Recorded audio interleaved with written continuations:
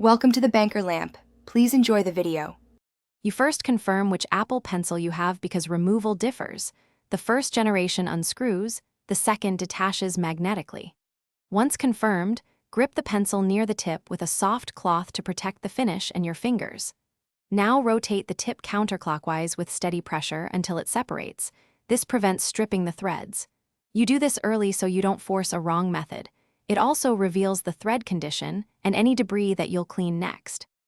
You inspect the exposed threads and the new tip for dust, hair, or bent threads because a clean fit ensures good contact and sensor performance. Next, align the replacement tip straight with the pencil's threads and start threading by hand. This prevents cross-threading that can damage the pencil. Once the tip turns smoothly, tighten it until snug. You want secure contact but not excessive force.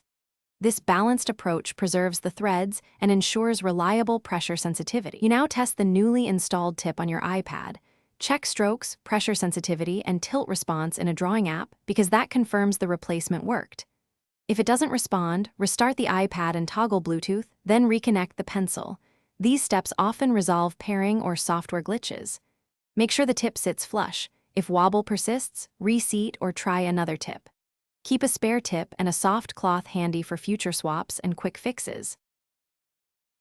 Thanks for watching. If this was helpful, leave a like and consider subscribing. See you next time.